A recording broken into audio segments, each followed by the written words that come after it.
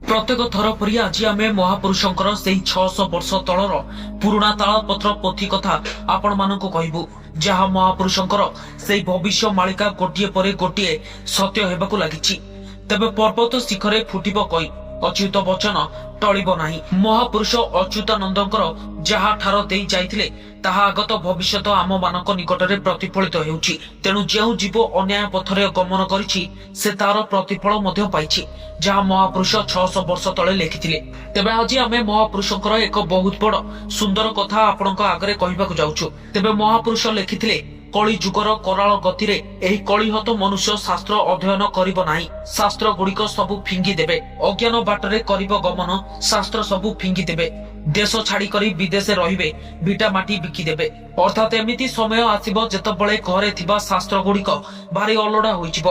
अर्थात केउ अबाह कालरु जेउ शास्त्र सबु घरे बापा जेजे बापा अजा रखि जाइथिबे ताहाकू एही अज्ञानी मनुष्य माने बुझी पारिबे नाही, बरम ताकू घरे अलडन सृष्टि करूछि कही बाहरी फिंगी देबे। केवल सेतिके नुहे, महापुरुष आहुरी मध्य कहचंती जे केही एठारे निज जन्म माटीरे रहिबा पई चाहिबे नाही। समस्ते निज भिटा माटी बिकी देई पाश्चात्य सभ्यता को आपणेबा पई जाई विदेशरे रहिबे। आमे अज्ञान रास्तारे गमन करिबा अर्थात एही विश्व को धरी रखिथिबा चारोटी स्तंभ को आमे माने अलडन बोली भाबिबा। चारोटी ग्रंथ को आमे ध्यान देबानी। तेबे सेही चारोटी ग्रंथ हेउछि प्रथमरे गीता।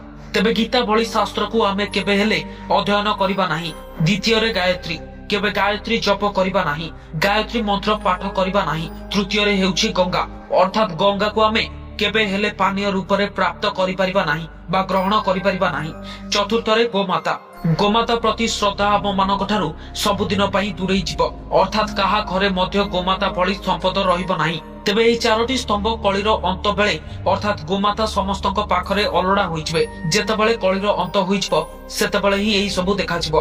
तेणु एही चारोटी ग्रंथ को सबुबेले विश्वास तथा सम्मान करतु एवं एहाकू पूजा करतु, तेबे जाई कलिरु निस्तार पाइबे।